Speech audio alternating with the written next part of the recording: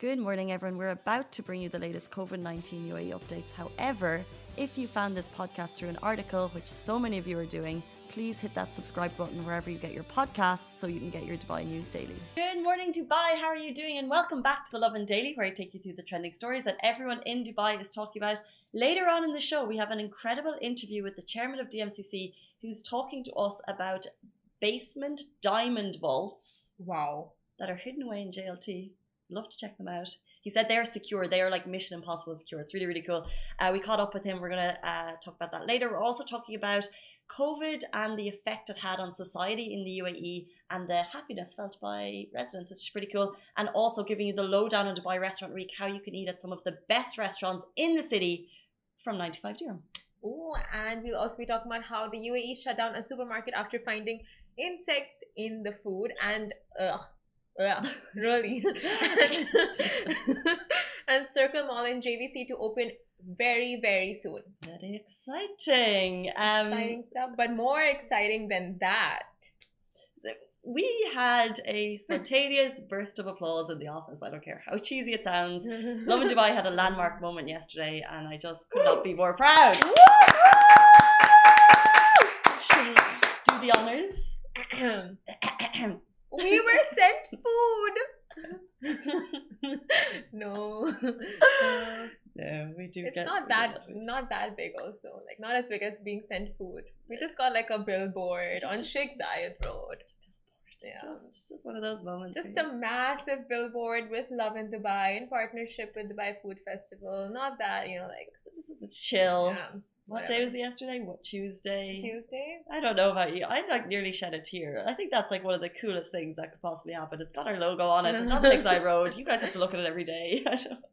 Lucky y'all. Lucky y'all. It's Dubai Food Festival, which we're going to talk about a little bit. But just to see our logo, I mean, we're a very small company and it's taken a few years. We're just 5.5 years old. But I think that's such a legitimate thing. Yeah. But major so props to you, Rich, Amy, like you guys got the company where it is today, May, and like all of the Sally, Kauthar, Chai, like you guys are like. You guys, no. We, and I literally see Chai's behind the screen today. He's just waiting. Simran's naming out May. Okay, she didn't say Amy. Hi, Richie, everyone. Honestly, you guys took the company like through so much and got it to where it is today. So don't say you guys. We. No, we're new. No, we're just new. So it's mostly. How long have you been working with Lovin Dubai, Simran, including the freelancing days? So and the interning, all of it. 2 years. Yeah. Yeah, but like. Just not you. We're only 5 years old. No, but like you've been here for like half. Well, 40%. 40. But fast math, Chai. I mean, Sheikh Zayed Road. When I was commuting today, I'm like looking out for it, but I think it's only when you're driving you can catch it. It's when you're driving, and when you're driving into Dubai Mall as well, you can see it as well. So if anyone sees it, we got 2 pictures shared with us yesterday, but if anyone sees more, please share them with us so we can humble brag. which the last 5 minutes have just been.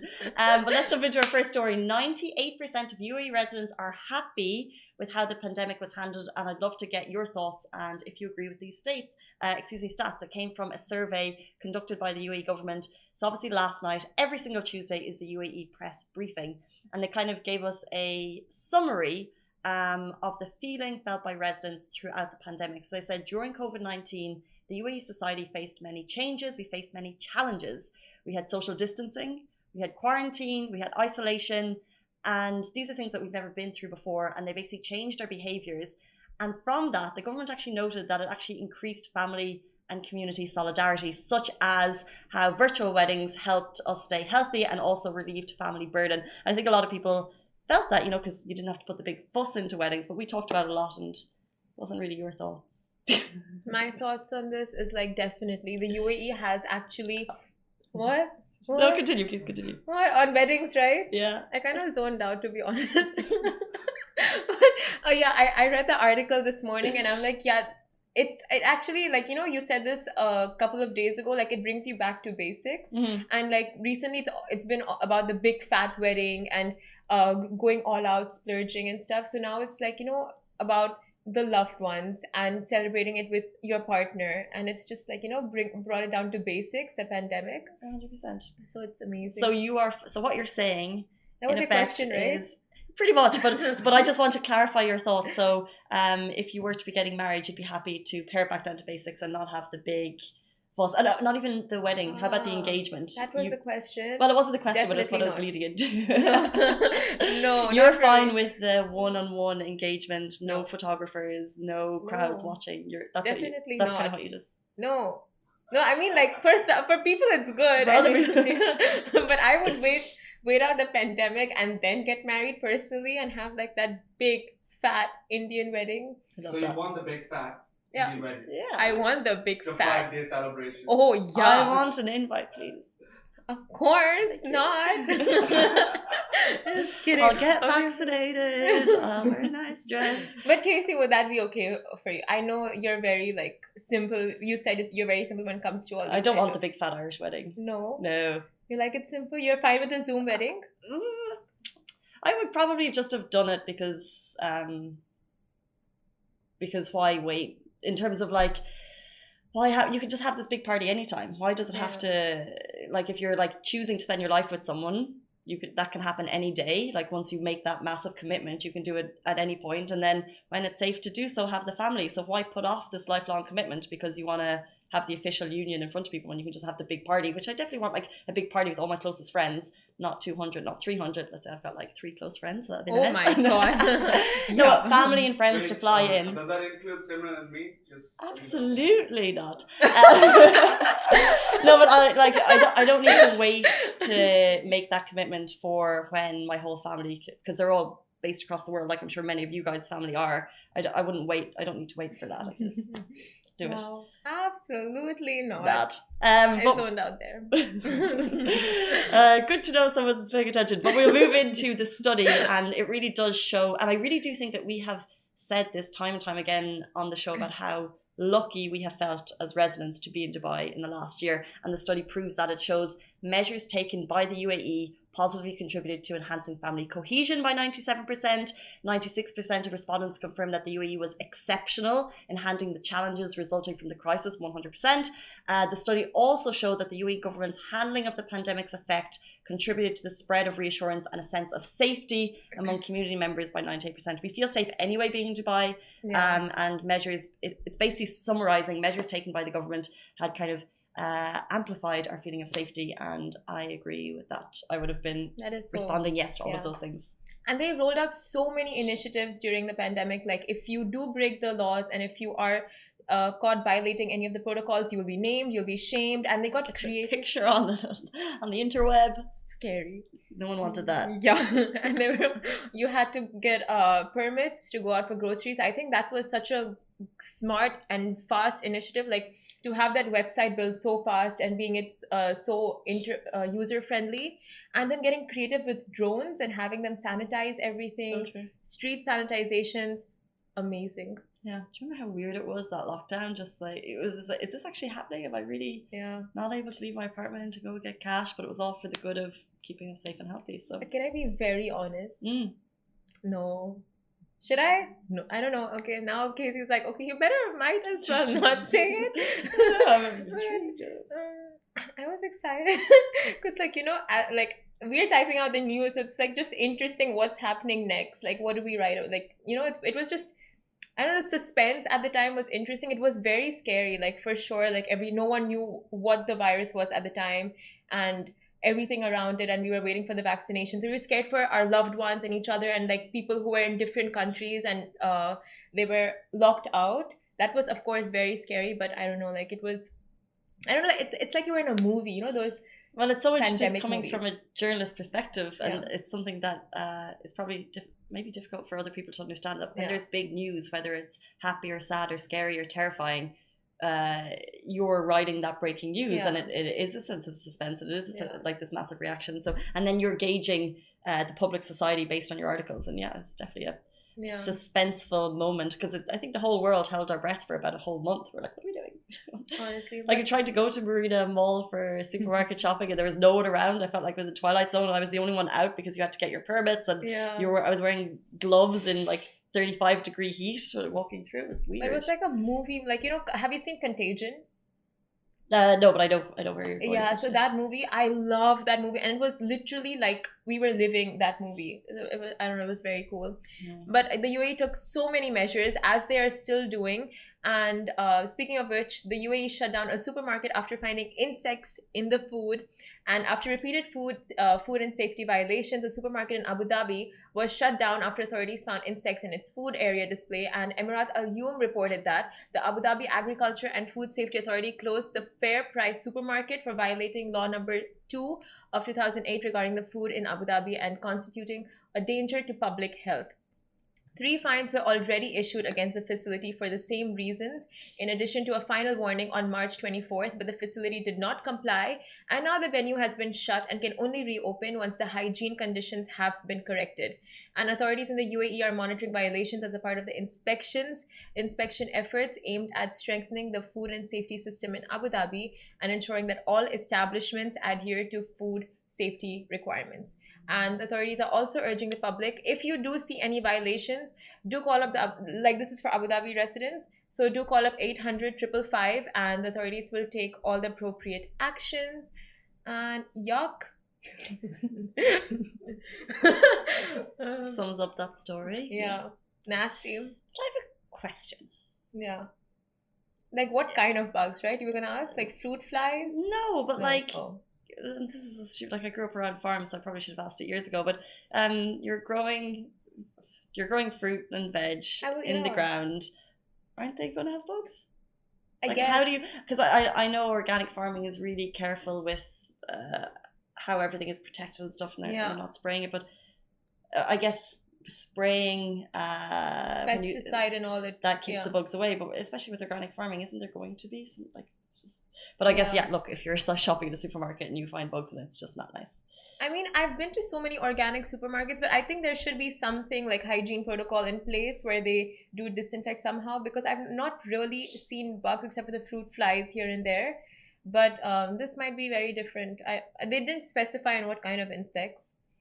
Maybe spiders. Just keep on the lookout if you're shopping. Just don't pick up the ones that have bugs in them. I was in a mall 2-3 years ago, and we were in this bakery, and over there we saw so many flies, and this was a very well-known bakery, and there were so many flies in the display where there were all these cakes and stuff kept, and we're just like, oh my god, if the health ministry see this, they're gonna like just shut it down. But restaurants have to be so careful in the UAE you should be careful everywhere in the world, but yeah, they have to be so careful, but even especially like outdoor restaurants, you can't stop the flies. And a lot of like you go to really nice places and there's flies there, and there's nothing they can do about it. So they'll have like these incense candles and sticks and flames and things, but it doesn't help. You just have to put up with it. It's like they're there. Yeah, they are. I mean, all you can do is make sure that you're not like you don't have wasted food sitting out, and that you're taking all the precautions, and then they're just there and you just have to put up with it. I don't really mind bugs or flies. Have you ever had? I've experienced a cockroach in a shisha lounge once.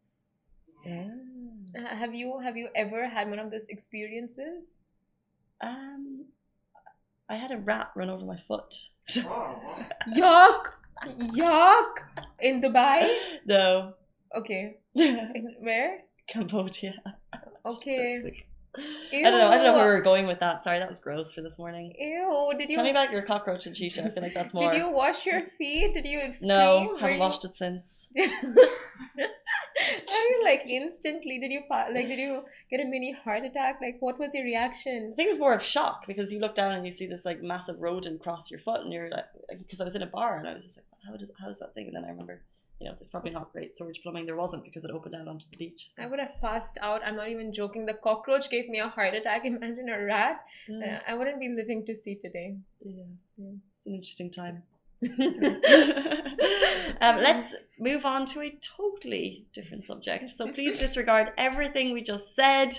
And now we're moving on to much sunnier, more delicious pastures, because we're talking about Dubai Food Festival and how you can get 50% off at top restaurants in Dubai, in case you've been living under a rock. And if you missed the start of the show where we talked about the fact that there's a Lovin Dubai logo on Shakeside Road in collaboration with Dubai Food Festival. Dubai Food Festival is in full swing, and with that you've got heaps of offers to enjoy across the city. And one that we love in particular, Dubai Restaurant Week, is ongoing right now, and that showcases more than 40 of the city's finest restaurants with either 2 or 3 course lunches or dinners at great prices, actually starting from 95 dirham. And these deals are running on until April 10th. Wow. So Dubai Restaurant Week is actually just the name, but it's running for the entire duration of Dubai Food Festival. So until April 10th, you can literally live your best life. Like, I love eating out, but I can't always afford it, the best restaurants. But it's so much fun scrolling through these restaurants. Like, they literally have some of the best restaurants in the city. They do, and it's only till next Saturday, April 10th. April 10th. Rep it, guys, rep it. Like, I call myself a foodie, but I don't know if I am or not. But yeah, I would really like book all these fancy restaurants.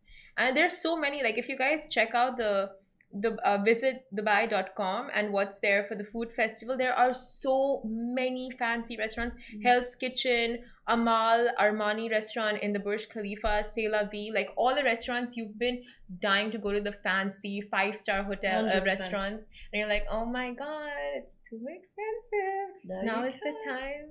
No, 100%. I knew Dubai Restaurant Week was starting, and it's one of my favorite foodie things of the year. So when it began, I was scrolling through, picking like my 6 favorite and narrowing it down. And on the first day, I went to Kato, which is the Peruvian Japanese restaurant in Jumeirah Al Nasim, and I had a 3-course meal for 250 dirham. And like, if you're eating the best food in the city for that price, it's amazing. And they also have, like, it's from 95 dirham in different places, different 3-course menus. So if you love to eat out at nice restaurants, now's the time to save some money. Now is really the time. You know, it's different. Like, you have these budget restaurants where that really, you know, like the taste you can't compare, and you're like, oh, why do we go to expensive restaurants when we have these, you know, hidden gems that are so affordable?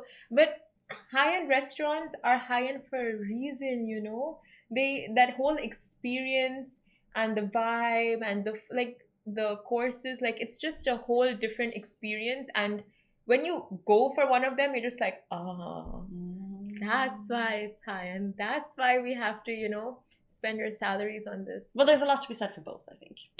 You can go out to the best restaurant in the city, have an amazing experience, or you can follow the hidden gems, also something part of Dubai Food Festival that you can find, and you can find like the most incredible, authentic cuisine on a street corner. Like, literally, I feel that, and I love being able to experience both. I really do. Honestly, best of both worlds, and you can get it for these 10 days because it's going to be on 50%, and then you'll get 3 and 2 course meals for a very affordable price. So many things you guys need to check out. And do go on the website, visitdubai.com, and you can see the list of restaurants that they are hosting. Amazing. Zeta, Bella, Thiptara. Okay, anyway. Boca. Akira Beck. Kato. So many. But moving on from restaurants to malls. Now, Circle Mall in JVC to open real soon. Now, as we know, Jumeirah Village Circle doesn't have any malls open at the very moment, which in Dubai standards is, you know, quite weird because there are malls in every corner. And this makes the Circle Mall the very first shopping mall and leisure destination to open up in JVC. The Circle Mall has been under construction since 2016, and a quick Google search indicates that it will open on April 8th, which is just next week. Wow. And it's next week. So if you stroll around JVC, you will see banners around the mall that weren't there before. Example, the soon to open Spinny's supermarket banner. And the Circle Mall will consist of 235 shops, many restaurants, entertainment outlets, a cinema, Spinny supermarket. And this will be spread across 3 floors, and you'll also find fitness centers and so many interesting things. You know, like, I'm talking about JVC, the place where you go and then you'll never come out of, like, nice little windy tour that you'll take when you get in that everyone enjoys. Yeah. If you're in the mood to drive and get lost, JVC. But it's got amazing studios. Like, I know some of my friends stay in JVC, and if you have a car, my friends stay there. If you have a car, it's pretty like ideal. It's in a location that's away from the city bustle and good prices, and then you have the mall opening up, and like, of course, a lot of things will be opening up, and hopefully soon, like, the metro might also end up connecting to places like Silicon Oasis, JVC. And I think this story was born from the community talking about it, because I think it's been nearly like an investigation because people are seeing the banners come up and they're seeing, if you Google it, it says April 8th. So that date is a little bit TBC because there's no official confirmation. But just do keep a look at. I have an unpopular opinion. Yeah. There are not enough malls in Dubai. You would really? Are you serious though? 100% serious. Are you legit serious though? Legit serious. I don't think that's It's an unpopular opinion. yeah. I mean yeah. So malls in Dubai are very much a community hub, right? Yeah. They're different, for me, they're different to shopping centres in Ireland where I literally just went to buy fashion and beauty. Malls in Dubai are your hub, especially in the summertime, for currency exchange, all your banking, your phone, your supermarket, clothes, makeups, presents, and nice things for everything. But basically, it's your entire community happens in the mall. So you need a highly functioning mall near you to make life easy. That's true. So different areas I've lived in Dubai have been serviced by a mall, but it may not be. It may not have everything you need. So then you're always traveling to the big dogs like Mall of the Emirates, Dubai Mall. So therefore, I think that's why people are so excited about this mall in particular, because it's opening up for a massive community. We know lots of people who live there, JVC, and that's going to be the highly functioning mall for them. So I do think that bigger communities, especially as they're growing and as communities spread out further, you're going to see more malls pop up, and it'll make parking easier. It makes everything, like then you'll have a cinema nearby. It just makes sense to me. But I would think maybe have a community center. I'm just laughing at my unpopular opinion. But I would think have a community center, because if you have a mall in such a niche area, then you wouldn't be expecting as much business as malls like in Dubai Mall and Mall of the Emirates and Ibn and stuff. But by the way, I took out like a list of malls in Dubai and it's like, easy look. It depends how you clarify a mall, right? Because you're saying a community center. Oh, but yeah, we're a city of 3-4 million people. By 2040 we're going to be double that. Yeah. And you know, I need a How many malls are there? Okay, it doesn't say the number, but should I read out the number? Like, should I just give out the names? Dubai Mall, Mall of the Emirates, Sahara Center, Dera City Center, Mercado, Berjuma, Nakheel, Dubai Festival City, Ibn Battuta, Oasis Mall, all Wafi serving Mall, fantastic purposes. Century Mall, All Dubai Marina, needed. Dubai Outlet, Grand Shopping Mall, Souk Medina, Souk Al Bahar, Times Square. Yeah, Souk Al Bahar is not really a mall. I don't know about that list. Where did you get that? Wikipedia doesn't count. But some of these malls are completely not completely, somewhat empty because it doesn't get as much crowd in those niche areas. Like, I know where I was previously living, there was a big mall and was empty half the time because it's in such a niche location. So I feel like business you spend so much, invest so much in making these malls and then doesn't get back the returns you would hope. No, 100%. No, I'm not saying every mall is perfect and every mall is packed. However, I'm just saying as communities grow and spread, it is quite convenient to have a modern mall that has all the conveniences that you need in your neighborhood nearby. True that. Moving on. After the break, this is really cool. We're going to be joined by the DMCC chairman, who will be talking about pets and diamond vaults and JLT. This is, of course, Ahmed Sultan bin Suleiman, the executive chairman of the Dubai Multi-Commodity Centre, as you know better, DMCC. We had him in studio to discuss everything JLT related. And actually, we had an amazing conversation about how JLT became pet friendly. Of course, this is one of the most pet-friendly communities in Dubai, and just the conversation of how it happened in terms of higher ups. You know, you think, how did that happen and how did that roll out? The way he described it is just so you're like, interesting. So stay tuned. In about 30 seconds, you're going to hear that.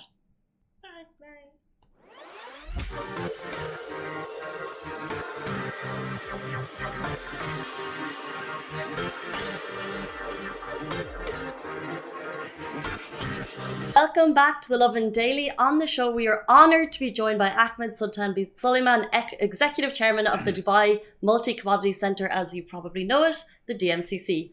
Under his leadership, the DMCC has introduced countless new initiatives. Some you'll have heard of it and some you may not have heard of. And as well as helping one of the most community-focused neighbourhoods in Dubai. Welcome to the show. Great to be here, finally. Yeah, it feels like we kind of have the big boss in the studio. Of course, we're in JLT. This is our incredible, stunning view every morning, but this is your neighbourhood. Welcome to the show. Should I feel like the big boss is in the studio? No, I'm one of the staff. I keep hearing that, from comments that, I've built DMCC. In my opinion, DMCC shaped who I am. I was part of the founding member during the conceptual stage in 2001. It was unveiled in 2002 of April. We started registering licensing businesses in 2003. We were working off the Port Rashid for a while, Emirates Towers, 4th floor, 19th floor, and then we moved into the Almas Tower early 2008, I believe. I went through multiple stages. I think the big difference was right around the global recession time. We were 1,200 members at the time, and the global recession kicked in, and we used the adjustment in property rates, residential and all that, as a reason of why companies should come here. By that time, we've already sold out Almas Tower to end users. We sold out at the end of 2004. We represented around 450 companies at the time. We used the Oracle system, which we tailor-made to our needs, and Almas Tower, the tallest diamond tower in the world till today, was sold out to end users in a matter of 7 hours. So we didn't have an issue with the building when the recession happened, but it was about keeping the momentum going. And we adjusted. From 2008 onwards, DMCC captured on average 2,000 companies per year. Not bad. And last year we broke the record of 6 years before that, I believe, with 2,025 companies. Amazing. Or so. I hope I got that number right. And and last year DMCC won the best free zone globally for the 6th time in a row. I believe strongly that the team should have no excuses of winning it the 7th time, especially with initiatives like the DMCC Crypto Center, the activity we've had with the Dubai Diamond Exchange, new products on the Dubai Gold and Commodities Exchange, for example, the Pakistani Rupee, the Israeli Shekel, and a few more products, and the growth of the Coffee and Tea Center. This is it. The number of initiatives you're involved with is incredible. You mentioned diamonds, you mentioned tea, you mentioned crypto, there's also gold, you're also very community focused. And you also mentioned that the Almas is kind of the tallest diamond tower in the world. And I want to talk a little bit about diamonds because they've been hitting headlines recently. A ping pong diamond valued at millions and millions of dirhams. When did DMC decide to get involved with diamonds, and why and how? It was part of the mandate. His Highness Sheikh Mohammed bin Rashid Al Maktoum had these plans from the mid-90s to the late 90s, but it was rejected a few times from himself. It needed to make business sense. They don't jump on an initiative of the Dubai government just for the sake of it. So to my luck, when I was around in Dubai, the initiative was approved. And I joined really to gain experience. I wasn't thinking of going to be here for 2-3 years. And I thought it's an initiative I'd like to learn more about. And DMCC's name was actually Dubai Metals and Commodities Center. And the focus was mainly gold. But the decree had diamonds, color stones, and commodities, which includes agri. When we looked at the diamond section, we engaged with the top players in the industry, the most influential. One of which was Eli Hezikov, the founder of the World Diamond Council, and I think 2 or 3 times the president of the World Federation of Diamond Bourses. He connected us to the industry, assisted us in putting the business together, and the World Federation of Diamond Bourses, despite UAE being the first Arab country to apply, looked beyond the politics, saw the opportunities within that business. So Dubai Diamond Exchange was accepted by the World Federation of Diamond Bourses with China in the same year, I believe 2003 or 2004 at the latest. Dubai until now is still a rough diamond center. There is some polished diamonds. We're looking at ways of attracting more polished diamond trading, especially with the Abrahamic Accord and the direct trading line now with Israel. I'm getting advice from some of the biggest players in the diamond industry, some in South Africa, some in Belgium, India.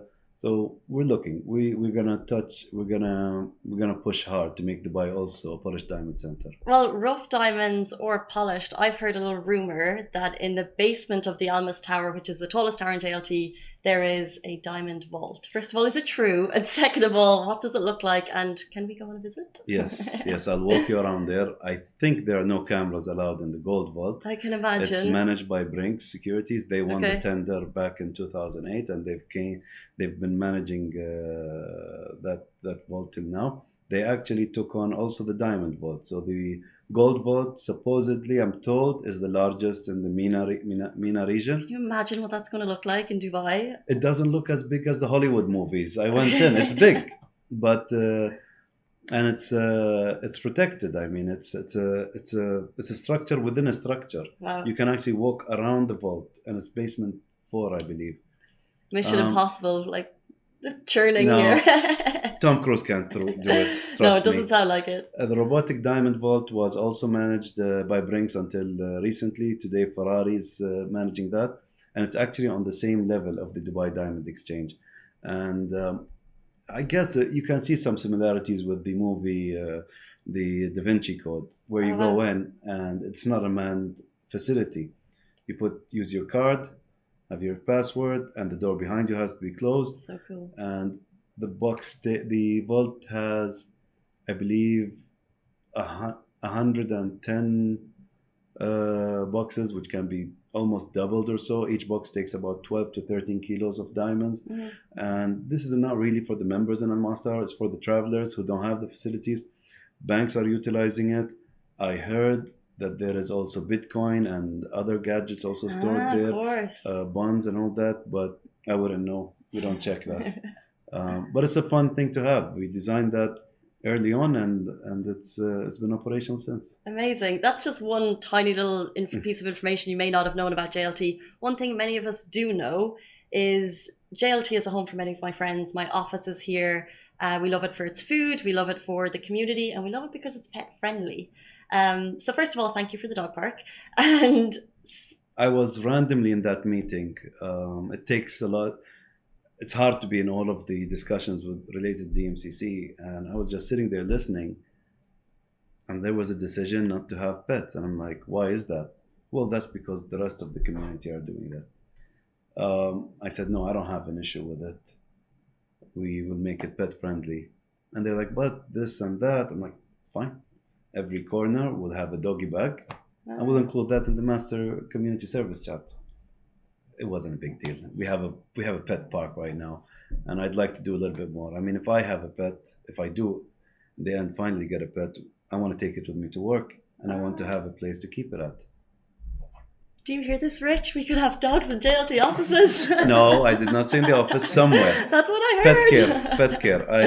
I took inspiration from Amazon's offices in Seattle, and I recall on one of the rooftops there was a dog park, and the dogs are running around doing circles and all that. Well, this is amazing, because that was going to be my question. Why did you decide to go against the norm? Because the norm in Dubai is not pet friendly, but JLT specifically very much is. So it's really cool that you went against the grain. So I was wondering what pushed that decision. I don't buy it. I personally don't buy it. Even historically, I'd like to challenge it. I mean, if you talk about from 1,400 years ago and above, we were all shepherds here. I mean, we couldn't take care of our cattle and goods without dog help. Mm-hmm. I mean, it's only when the Arabian Peninsula became more and more urbanization, you've had an issue. And it's all about hygienic. If you take care of your place, then it can be managed. It's just about maintaining the matter. Amazing. One of the other things I love about JLT is the food. My favorite pizza place, my favorite burrito place, and my favorite Vietnamese place is all within about What's 50... your favorite pizza place? Pitfire. I heard about it. Today I was asked about it. It's my favorite. And Vietnamese burrito, they're all within 20 What's meters of each other. What's your favorite Greek place? No, burrito. Oh, Greek? Yeah. I actually saw Mythos as one of my favorites. They won an award on What's On, apparently. And they bagged another one, I just don't recall. Mythos is a very nice, cozy vibe. It's really nice. But that's, how much focus do you put on bringing in these foodie places? Did that happen naturally, organically? No, it wasn't natural. Well, kind of. Right before the global recession, the landlords, private developers, were faced with a dilemma. About 80 to 90% of the brands in Dubai were represented by 4 or 5 families who are used to having free rent, subsidies, etc. From the big malls, from the airport expansion, and there was so much. So they would ask these ridiculous requests, which the private developers didn't go for. Global recession kicked in, and you see in JLT a community you don't find anywhere else. You see homegrown brands. Just Falafel's first or second brand was here, and it went IPO. But this came from this part of the world. I don't know where they are today, but this is one example. KCAL started here when there was barely any F&B. Nola and Mythos. They're amazing restaurants. Established by Alex Economides and his sister Faye. Did an excellent job. I mean, they even went as far as going to New Orleans to see what they can bring here. And they had to do something better than what you find in New Orleans, actually. And that was something I brought up in a discussion with the mayor of New Orleans, that we do have a New Orleans culture. We'd like to bring the art culture and the coffee culture to Dubai, kind of like build off each other.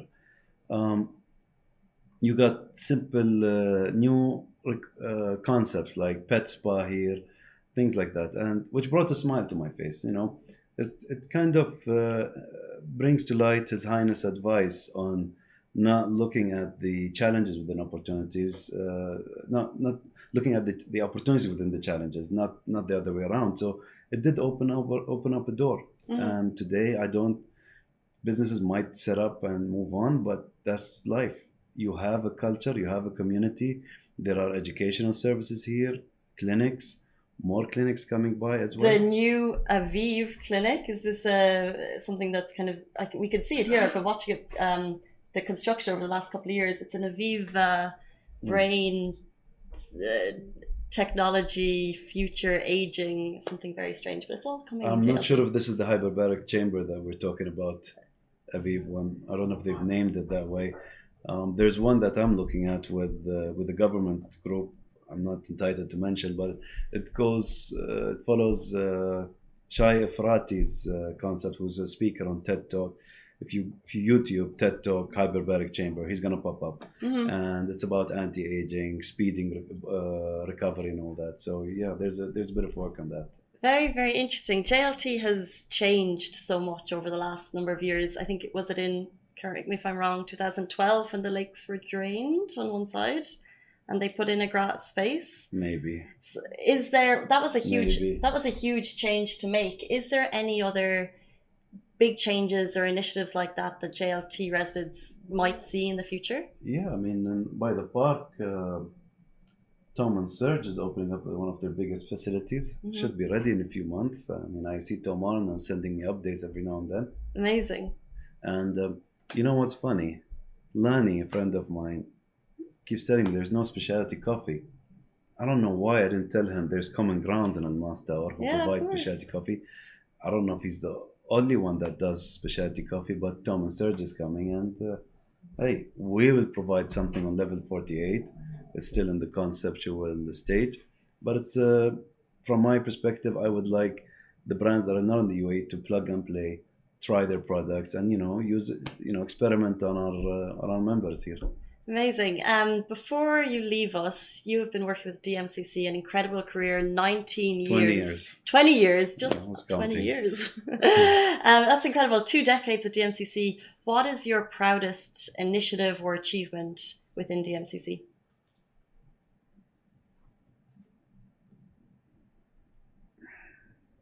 Not giving up when it seemed like the fat lady stopped singing. The biggest differences happened around that, and we saw a repeat of that last year. I refused to give up. We put out a display of the UAE gold bullion coins on Burj Khalifa when things were still quiet here for the first Eid right after Ramadan, and it felt like the momentum picked up really well from there. I'm proud of the members. It's hard for me to pick any of them. It's difficult. It was a difficult challenge joining the organization in early stages. Blank sheet of paper, not knowing where to start, especially when there's not really a lot of benchmark. Some of the key markets that we look at to benchmark are actually looking at us to assist them and their business. And I guess, I don't know, it's hard. It's the coffee center, something I love, the tea center, I can't overlook. Because of its success, we launched the coffee center. And now we're looking at the DMCC Cacao Center, which I'm not patient enough to wait for the land to be developed. There will be part of the activity within the coffee center itself, and there will be cross services where you will have cacao infused capsules, etc. So it's fun times. I can't pick any. All of them are great to me, really. But probably the sales of Almas Tower and moving in on time and having this life in JLT. It's hard to pick any of them. 100%. And look what's around us right now. Incredible. Thank you so much for your time. Guys, I think we've learned a little bit more about DMCC, and thank you for joining us. We really appreciate your time. Welcome. Thank you for having me. Not at all. Guys, that is it for us on the Lovin Daily. We're back with you every single weekday morning, same time, same place. Stay safe and wash your hands. Bye-bye. Guys, that is a wrap for the Lovin Daily. We are back same time, same place every weekday morning. And of course, don't miss the Lovin Show every Tuesday where I chat with Dubai personalities. Don't forget to hit that subscribe button and have a great day.